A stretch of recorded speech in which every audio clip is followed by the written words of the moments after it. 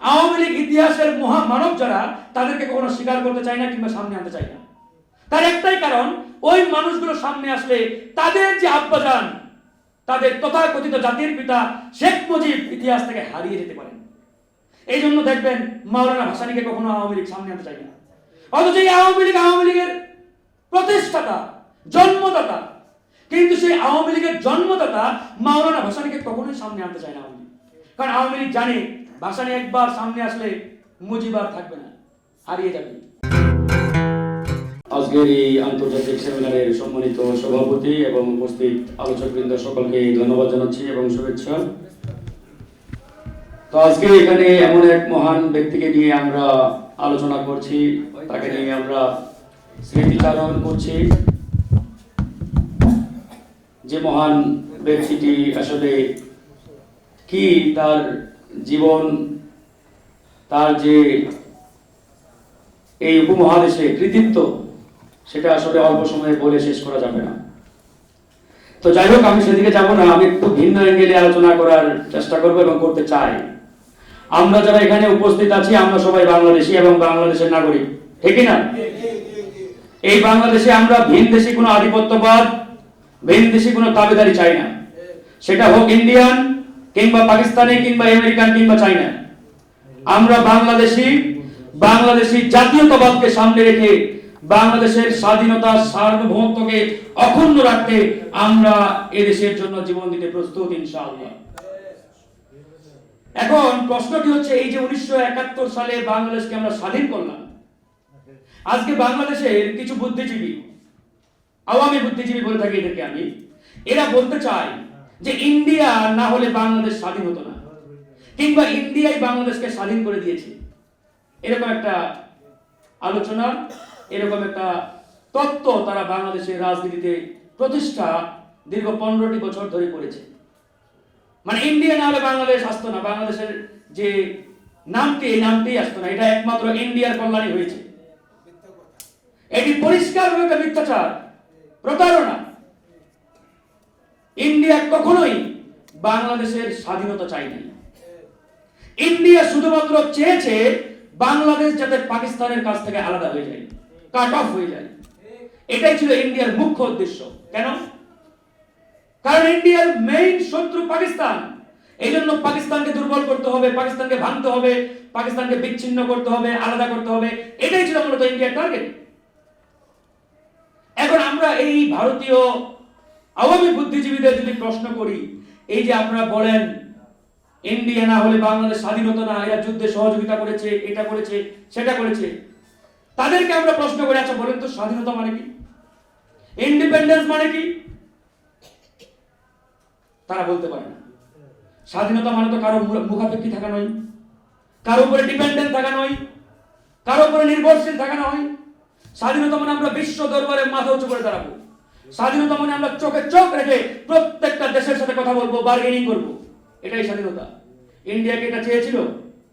India চেয়েছে বাংলাদেশ পাকিস্তান থেকে আলাদা হোক, তবে ইন্ডিয়া যাতে সারা জীবন, বাংলাদেশ যাতে সারা জীবন ইন্ডিয়ার উপরে ডিপেন্ডেন্ট থাকে, নির্ভরশীল থাকে, মুখাপেক্ষী থাকে, এটাই হোক।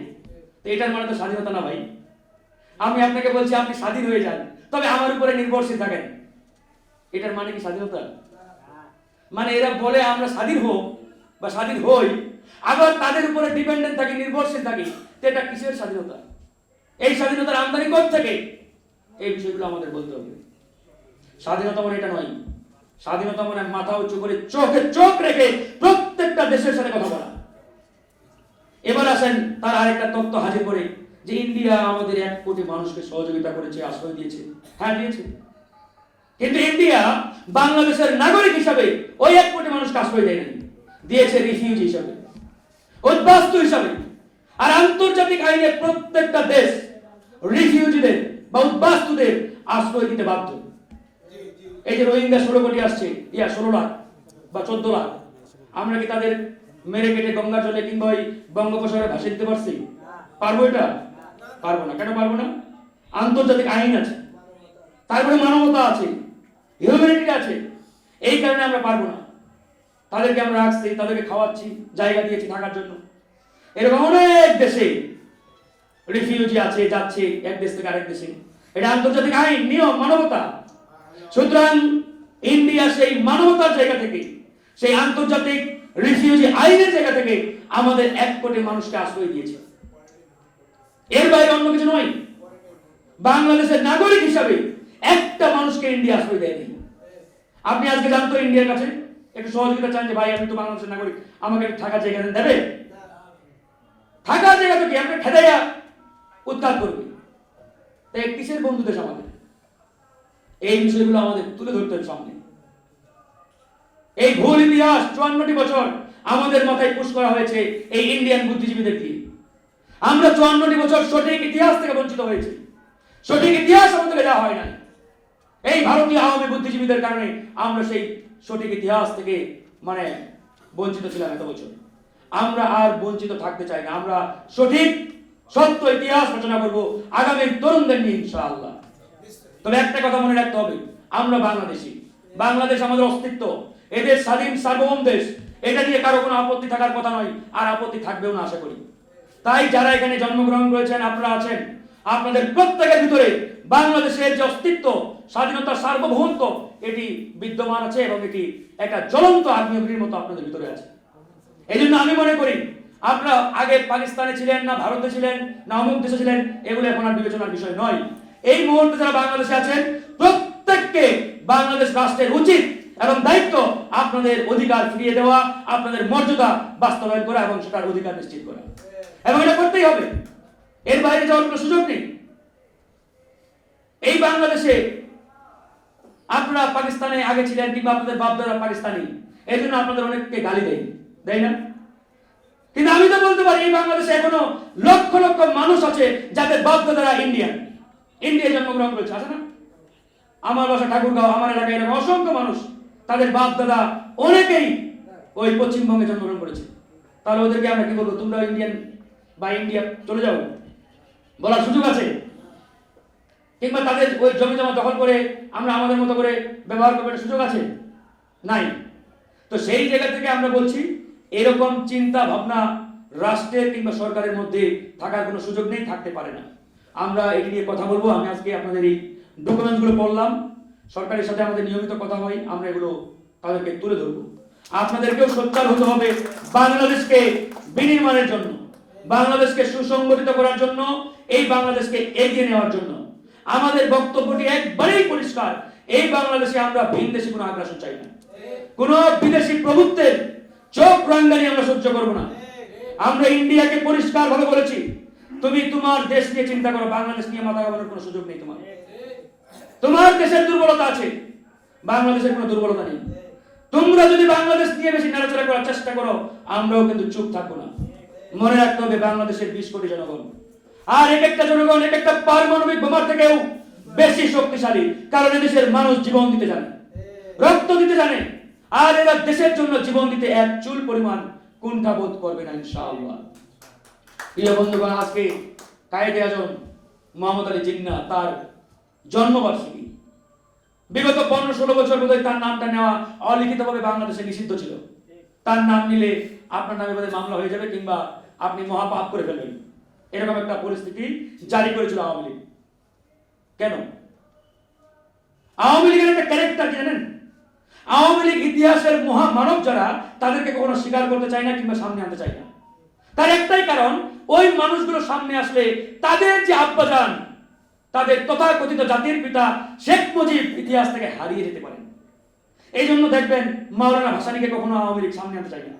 অথচ এই আওয়ামী লীগের প্রতিষ্ঠাতা, জন্মদাতা, কিন্তু সেই আওয়ামী লীগের জন্মদাতা মাওলানা ভাসানীকে কখনোই সামনে আনতে চায় না আওয়ামী লীগ।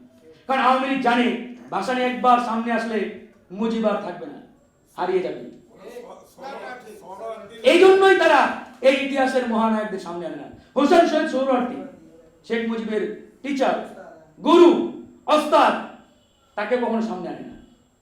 তারপরে আরো যারা আছে, নাম নাই বা বললাম, আমাদের শেরে বাংলাকে ফজলুল হক, তারপরে ধরেন জিয়াউর রহমানের নামটা তো প্রায় 15 বছর ওই কায়েদে আজম মোহাম্মদ আলী জিন্নাহর মতোই অলিখিতভাবে নিষিদ্ধ ছিল, বলাই যাবে না। বললে আপনার নামে 304 মামলা হয়ে যাবে, এরকম একটা অবস্থা। তো এই যে আওয়ামী লীগ একটা বাংলাদেশে অপসংস্কৃতি এবং অপরাজনীতি 15টি বছর প্রতিষ্ঠা করেছে বা করেছিল, এটা কিন্তু আমরা গত 5 আগস্ট ভেঙে চুরমার করে দিয়েছি। আমরা এখন একটা নতুন বাংলাদেশ বিনির্মাণের জন্য সামনে আগাচ্ছি। আমরা এই নতুন বাংলাদেশ তরুণ প্রবীণ সবাইকে নিয়ে সম্মিলিতভাবে গড়তে চাই, প্রতিষ্ঠা করতে চাই। তার জন্য আপনাদের সকলের সহযোগিতা প্রয়োজন। আপনাদের সকলকে এগিয়ে আসতে হবে। এই দেশটাকে আমরা নতুন করে বিনির্মাণ করব ইনশাআল্লাহ। আজকের এই বাংলাদেশ একক কোনো দল গোষ্ঠী ব্যক্তির নয়। এই বাংলাদেশ আমাদের সবার। এই বাংলাদেশ প্রত্যেকটা নাগরিকের, প্রত্যেকটা মানুষের। এই বাংলাদেশকে বিনির্মাণ করার দায়িত্ব আমাদের। আজকে যারা সরকারে আছেন, সেই সরকার প্রধান ডক্টর মোহাম্মদ ইউনূস, তাকেও আমরা আহ্বান জানিয়েছি, আপনাকে সবাইকে নিয়ে এই দেশকে নতুন করে গড়ে তুলতে হবে। আপনাকে এই চেয়ারে আমরা বসিয়েছি, আপনার উপরে গুরু দায়িত্ব, মহা দায়িত্ব। এই দায়িত্ব দেশের জনগণ আপনাকে দিয়েছে। সুতরাং জনগণের এই গুরু দায়িত্ব আপনি যথাযথভাবে পালন করেন। তাকে ডিস্টার্ব করা যাবে না, তাকে বিরক্ত করা যাবে না। তার মতো ব্যক্তি এই মুহূর্তে দরকার। কিন্তু এই সরকারের ভিতরে কিছু আওয়ামী এজেন্ট ইতিমধ্যে যুক্ত হয়েছে, ঢুকেছে। এদের বিরুদ্ধে আমরাও সোচ্চার আছি। এদের কারণে এই সরকার কিংবা এই সরকারের কাছ থেকে আমাদের যে প্রত্যাশা, যে আকাঙ্ক্ষা, সেই আকাঙ্ক্ষা আমরা পরিপূর্ণভাবে কিংবা সেভাবে আমরা দেখতে পাচ্ছি না বা বাস্তবায়ন করতে পারছি না তাদের কারণে। কিন্তু এই আগাছাগুলোকে উপড়ে ফেলতে হবে। এই সরকারকে আমাদের সাকসেস করতে হবে, সফল করতে হবে। তবেই এই বাংলাদেশ এগিয়ে যাবে ইনশাআল্লাহ। এই বাংলাদেশে আমরা আমাদের ইতিহাসের মহানায়ক যারা, সে হোক আমাদের মোহাম্মদ আলী জিন্নাহ সাহেব কিংবা হোসেন শহীদ সোহরাওয়ার্দী, মাওলানা ভাসানী, আমাদের একে ফজলুল হক, জিয়াউর রহমান, সবাইকে আমরা স্মরণ করতে চাই। আমরা জিয়াউর রহমানকেও স্মরণ করতে চেয়েছিলাম, কিন্তু আওয়ামী লীগের কারণে আমরা সেটা পারি নাই। আমরা চেয়েছিলাম শেখ মুজিব জাতীয় সম্পদ হয়ে উঠুক, কিন্তু আওয়ামী লীগ শেখ মুজিবকে জাতীয় সম্পদের পরিবর্তে আওয়ামী লীগের সম্পদে পরিণত করেছিল। আর এই কারণে শেখ মুজিবের ছবি এই আওয়ামী চোর ডাকাতের দল ওই টয়লেট বাথরুমেও সাটিয়েছিল। শেখ মুজিবের ছবি টাঙিয়ে চাঁদাবাজি করে টয়লেটে 20 টাকা করে নেই, শেখ মুজিবের ছবি টাঙিয়ে বলে এটা আওয়ামী টয়লেট। না, আপনারা সবাই দেখেছেন। কিন্তু শেখ মুজিব তো সেটা ছিল না, তারাই করেছে, তারাই বানিয়েছে।